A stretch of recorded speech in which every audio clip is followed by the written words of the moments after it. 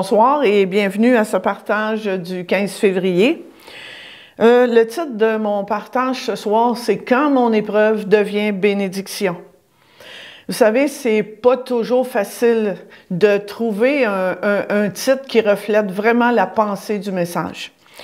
Mais avec l'aide du Saint-Esprit, je crois qu'on va vraiment pouvoir saisir ce que Dieu veut nous dire au travers de ce co-partage. Vous savez, les épreuves, ça fait partie de la vie. Et souvent, quand on est éprouvé, on se questionne. Pourquoi ça m'arrive à moi? Pourquoi ça? Pourquoi moi? Puis on ne comprend pas. Et souvent, quand on vit des épreuves, on se questionne, mais on n'a pas de réponse. Souvent, on ne comprend pas. Puis la bénédiction, quand je suis dans l'épreuve, je ne la vois pas. Je vois juste ma situation, je vois mon épreuve et je ne vois pas de bénédiction au travers de ça quand je suis dans la vallée. Mais ce que je veux qu'on réalise ensemble ce soir, c'est que mon Dieu est grand. Mon Dieu tient ma vie dans ses mains. Et il fait une œuvre en moi et au travers moi dans toutes les situations de ma vie. Et on va regarder un premier récit. La reine Esther.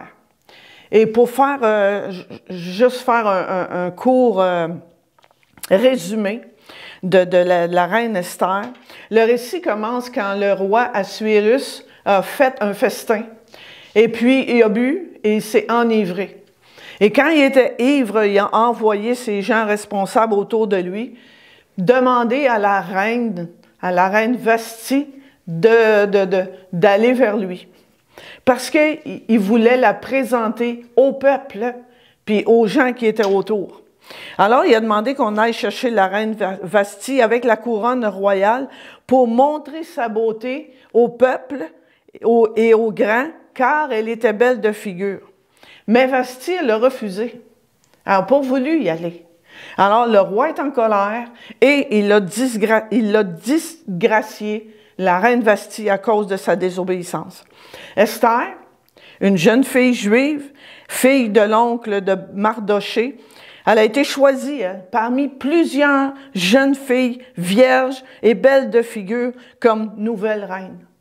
Puis un jour, Haman, qui était le favori du roi, il détestait les Juifs et il a monté un coup pour que le roi écrive une lettre et envoie à travers toutes les nations, les contrées, pour exterminer le peuple juif.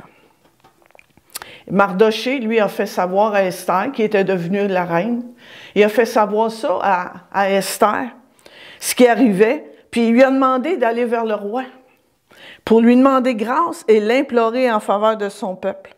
Mais Esther, elle a refusé. En premier lieu, parce qu'il y avait une loi à ce moment-là qui interdisait sous peine de mort d'entrer dans la cour du roi s'il n'avait pas été invité par le roi et si ce dernier n'avait pas comme offert présenter le sceptre d'or. On va lire par après qu'est-ce qui est arrivé. Et ça faisait 30 jours qu'Esther n'avait pas été invitée par le roi pour aller dans le palais royal.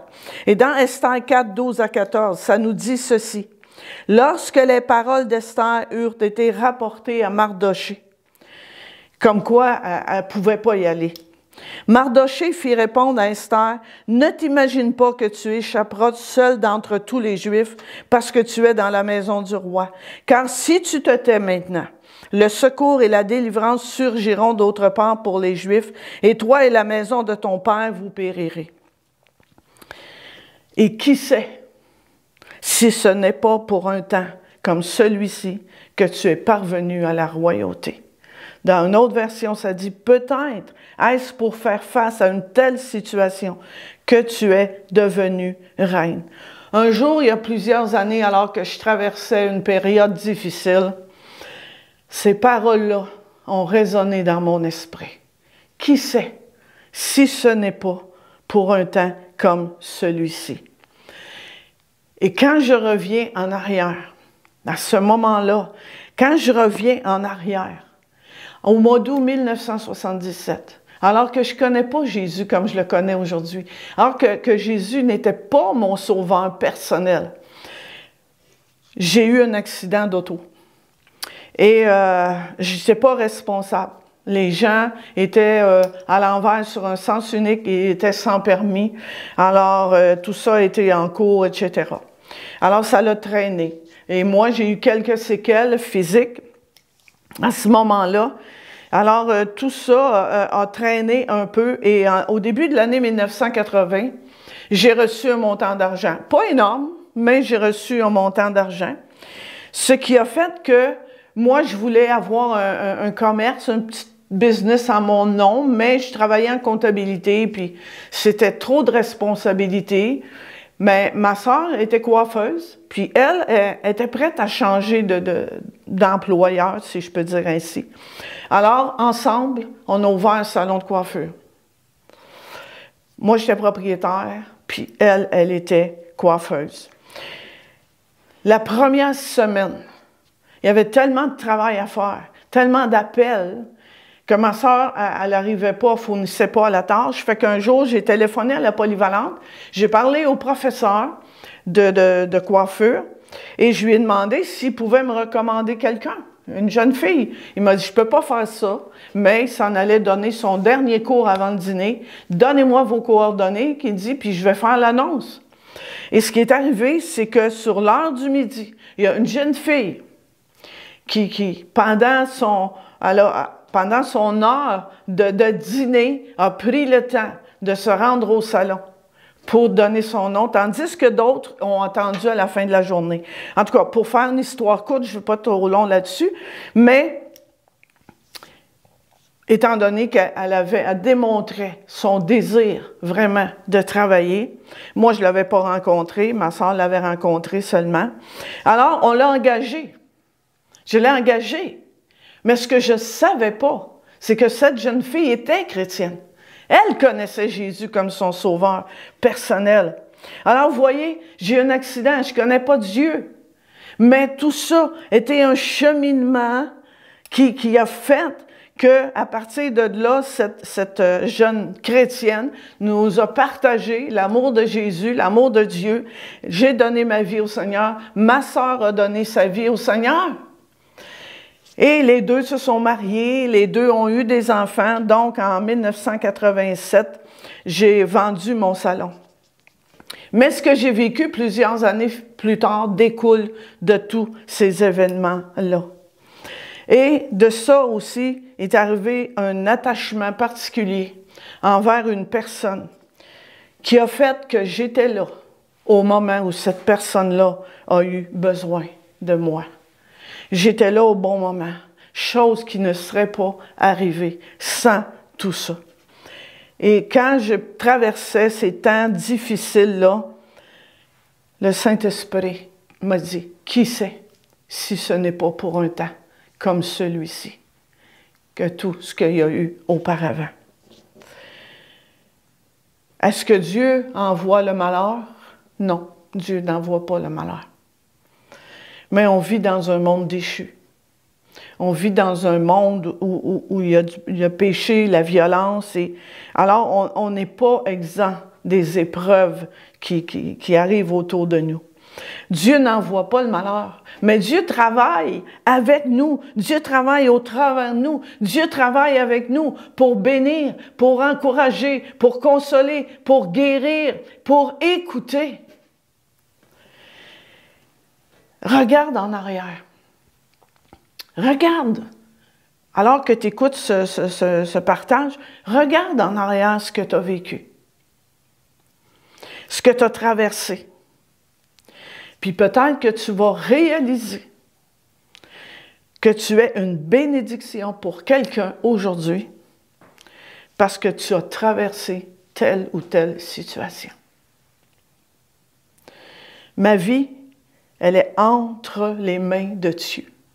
Ma vie sur la terre n'est pas inutile.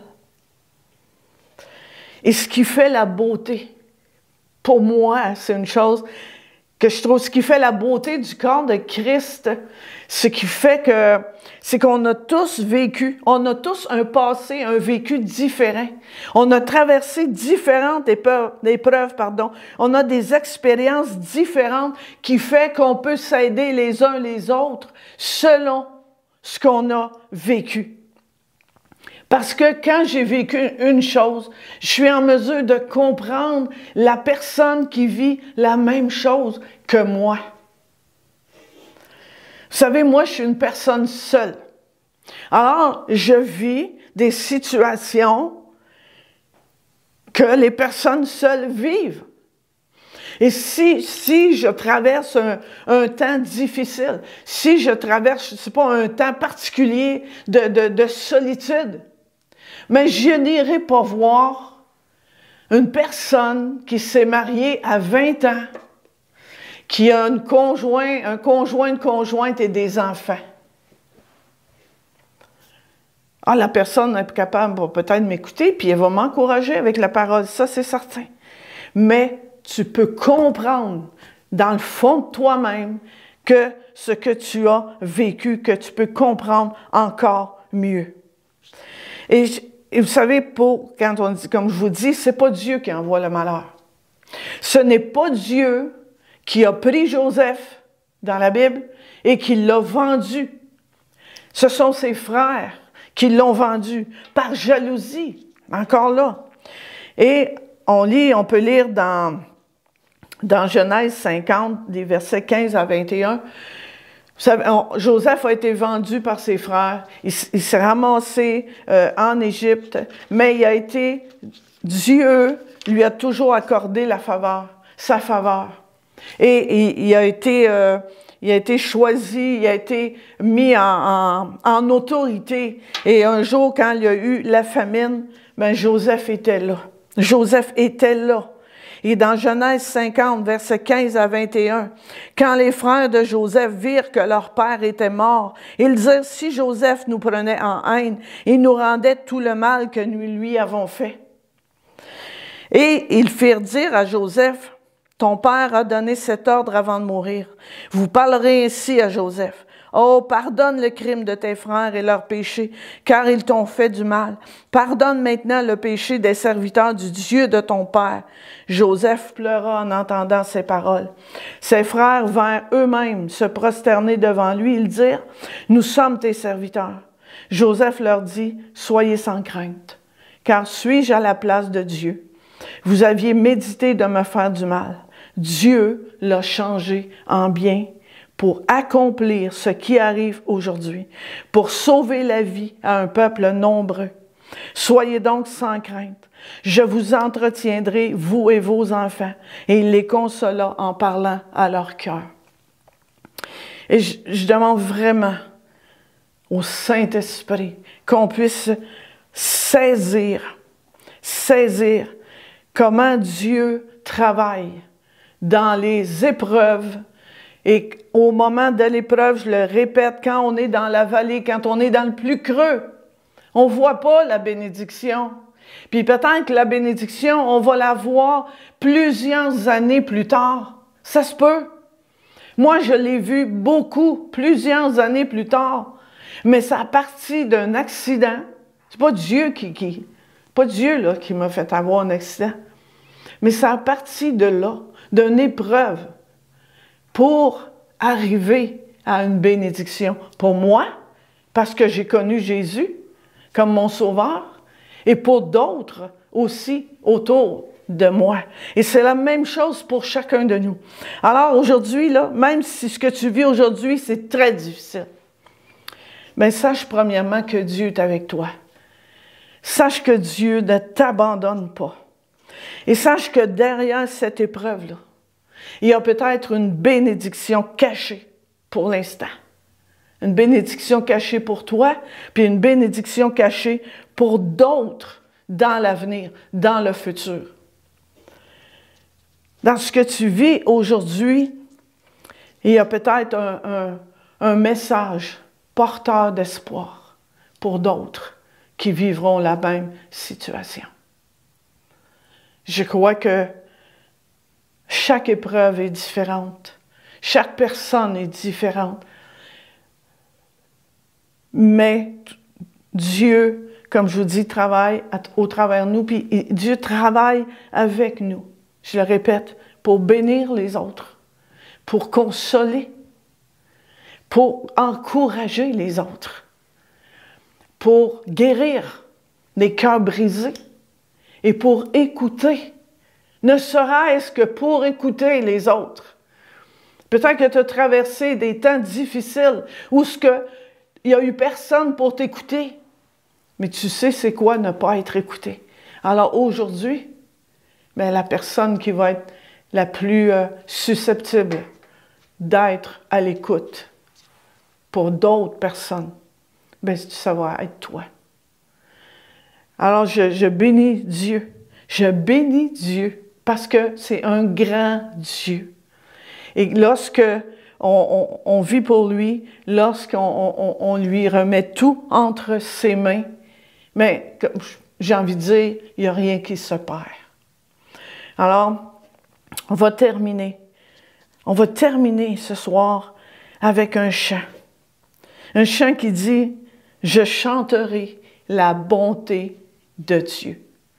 Alors, chantons la bonté de notre grand Dieu. Amen. Soyez bénis. Alléluia, tu es bon.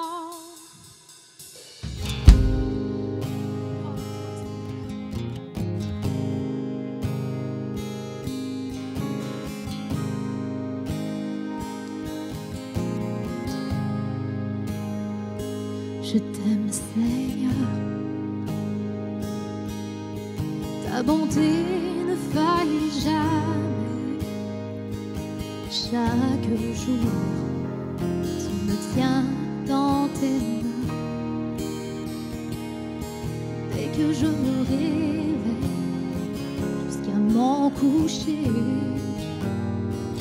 je chanterai la bonté de Dieu. Toute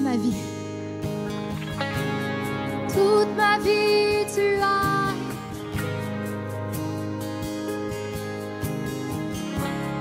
Toute ma vie, tu as été. De tout mon être et de toute ma force, je chanterai la bonté de Dieu. J'aime ta voix, tu me guides à travers le feu, dans les ténèbres. Je t'ai connu comme un ami. J'ai vécu dans la bonté de Dieu. Toute ma vie, allons-y. Toute ma vie, tu as été bon. Toute ma vie, tu as été fidèle. De tout mon être et de toute ma force, je chanterai la bonté de Dieu. Oui, ta bonté me poursuit. Ta bonté me poursuit. Elle me poursuit sans fin. Ta bonté me poursuit. Elle me poursuit sans fin. J'abandonne tout. Alléluia. Ta bonté, Seigneur. Encore une fois. Alléluia.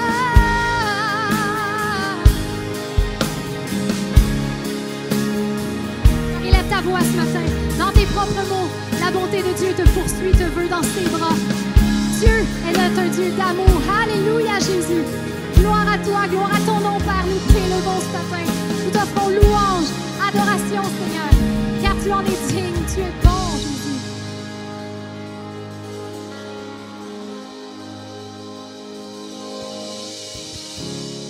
Toute ma vie, tu as été bon.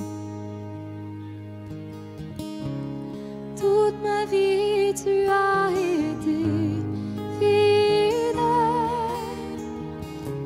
De tout mon être et de toute ma force, je chanterai la bonté